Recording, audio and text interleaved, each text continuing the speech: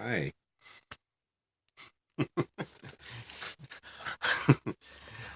Okay. Welcome to a special just got out of bed edition of Purana Talk.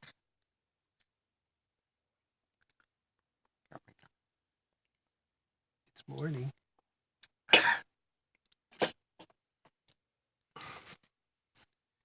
Chapter 189 of the Garuda Purana, Part 1. Diseases. Already said. Hari, Vishnu. 1. Dropping the juice of the flower of white aparajita flowers in the eyes heals the coating of the eyes. There's no doubt in this. Coating in the eyes. That's. I think it's the scleral is that layer. goo? No, I think it's the sclera is the layer on the eye, like if it becomes irritated or something like that. So it's not full on. Conjunctivitis. Well, I was It's thinking not talking about red eyes or anything. what do you call it? The thing you get when you're older. Cataracts? Yeah, cataracts. No, Right. it's not in the coating. That's down inside. Okay. It's the lens. Even they could see that. Even they would know that in ancient times. They weren't dumb. It was just a long time ago. So heal the sclera. That's my guess. Because there's a lot of things that can injure or. Yeah, we can scratch it. You can scratch it. Among other things. Okay, 2. Oh, Nila Lohita. Oh, Surasura Vira Vimardana. Wow. Surasura Vira Mardana. No. Surasura Vimardana. Shiva, the destroyer of gods and demons. Even. Wow. I didn't know. That's not one of the 108 that we usually recite at Shivaratri. Oh, Nila Lohita. Oh. Do you want me to take record of it just because it's unusual? No. It's just Sur Asura Vimardana. Mm-hmm. Suras are the gods. The demons that we call asuras are actually the unsuras. Right. The ones that are not quite gods. The ungods. Even quite the opposites. I mean, but still. They can be powerful, though. Oh, yes. God-like. And as it turns out, some of them are great devotees of the gods. Right. And perform great austerities. And are rewarded. After which they have to be rewarded, which makes them such a threat. 3. A woman patient of enlarged spleen must apply the paste of the root of white arka in cow's milk to her vaginal passage. I don't think you finished 2. We got stuck on that word. Oh, you're right. We're going back to 2. O Nila Lohita. O Surasura Viramardana. No, Vimardana. Jeez. By chewing the roots of Gokshura, one is relieved of the pain due to germs in the teeth. Gingivitis. Sure. They're translating with this word germs, but they're not using it in the same way that modern science uses it, in my opinion. But they're using it as impurity, I think, of some sort. Okay, now a woman patient of enlarged spleen must apply the paste of the root of white arka in cow's milk to her vaginal passage after fasting during the menstrual period. She will be freed of the pain due to the tumor. It started out as an enlarged spleen and ended up as a tumor, but it's apparently been remedied. But why are you putting cow's milk in the vaginal passage with arka root ground up? It's really something in there if that's doing it, isn't it? Or is it just I'm not quite sure what they're describing here. I don't know. 4. The flower of the white arka should be culled after duly reciting the mantras below. After the purificatory bath at the cessation of the flow of blood during menses, she must tie it round her hips. This will facilitate her conception and delivery in the natural course. This is one of the most common things that folk magic is concerned with, is easy delivery and easy conception and being able to control the sex of the child. And you're speaking of folk magic in general, and I would say from worldwide considerable reading, India is in this way no exception. a lot of attention to reproduction and magic around every stage of the birth process. Well, especially because childbirth kills the mother sometimes. It's like and the child, and is caught up in the whole, the heredity of the lineage, the survival of the lineage, its leadership. You have to have, if you become concerned with that as a the society, gender of the child is important, and a lot. And even if you're not terribly concerned about it, at least it's about who will take care of you when you get old, who will help produce the food for everybody, and who will preside at your cremation. Yeah, if you remember you after you're gone. If you don't have a male child, this becomes an issue for many people in India. 5. Ohara, the root of Palasha, or Apamarga, tied round the wrist, dispels all sorts of fevers and wards off the evil influence of bhutas and ghosts. Well, we had ghosts before last time. And since bhutas is generally translated as ghosts, this is a bit like ghosts and ghosts, though I'm sure bhutas is a particular cultural conception built around ghosts, but it's still generally translated ghosts. So bhutas and ghosts. You might say ghosts and goblins. Yeah, that's what we would say probably. Most people don't have any certainty about what the difference is there either, but occultists know. Yes. Goblins are certainly more troublesome. Well, maybe. By nature. The goblins, it turns out, are of light and dark orders. Oh, good. So it's like elves. So you've got goblins that are busy being scary, or you got goblins that are busy being benefic, like to a family or to a pet situation. Because they might be scary to protect something, for instance. Okay, we could talk about this for a long time, I suspect. Yes, so too long. So we'll go on. 6. O Parameshvara, the root of Vrichika, drunk with water kept overnight, removes the burning sensation due to fever.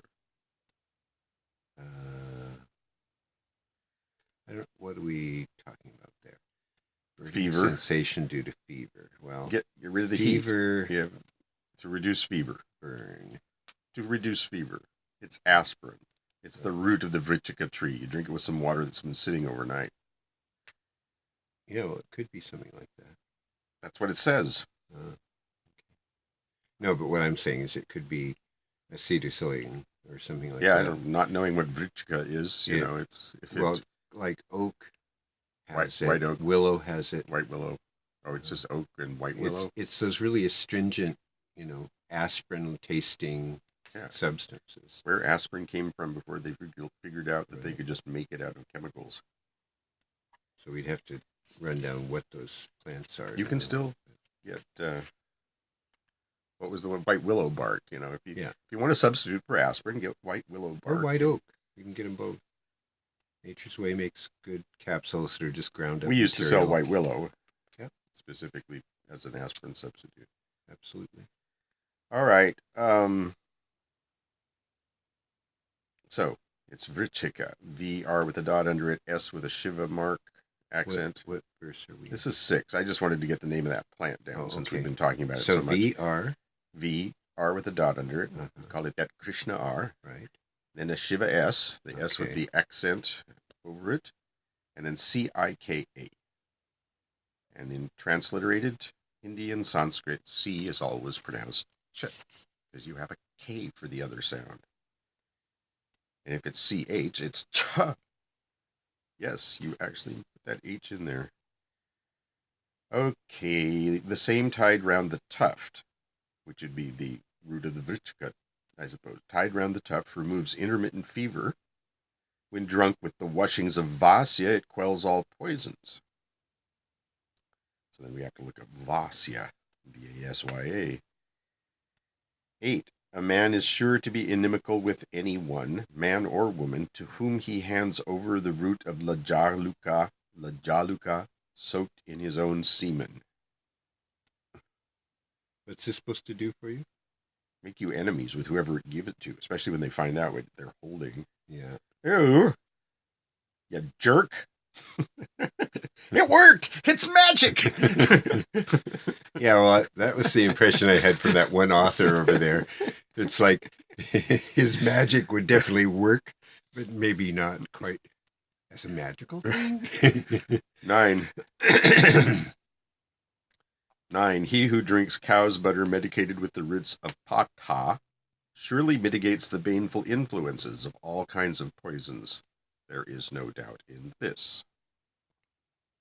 So it won't keep the poison from poisoning you, but it'll make it less. It will mitigate the baneful influences. Weird way to put it, but it will relieve the symptoms of poisoning to some degree. Yeah, not maybe relieve, entirely. Well, I don't mean cure, right, or even remedy, but mitigate. Right.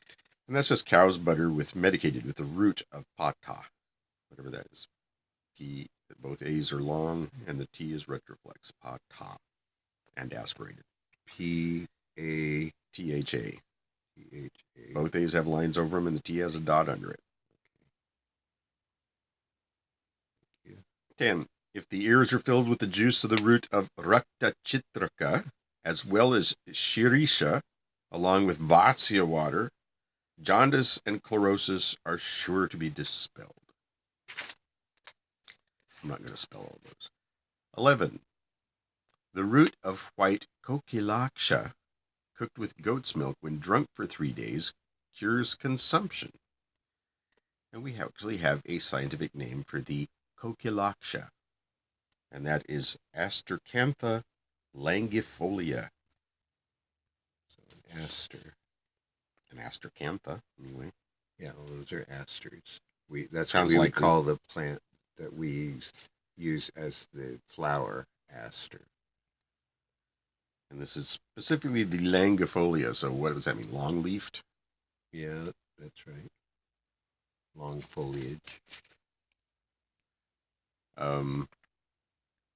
The flower of coconut palm drunk with the goat's milk dispels the 3 types of vata rakta. So the 3... What's vata rakta? Well, it would be vata blood. Okay. So in the doshic sense. So hot blood? No, vatas aren't or hot. Airy blood. They're cold and windy. So, but it's maybe vata afflicted blood conditions, like blood diseases that arise out of vataja, that are vata born.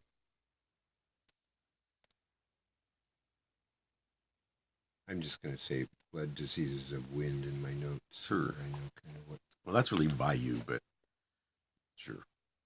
Vata and vayu are cousins. Vata is the dosha, vayu is the element probably most strongly associated. All right. 13. Roots of Sudarshana must be wreathed into a garland.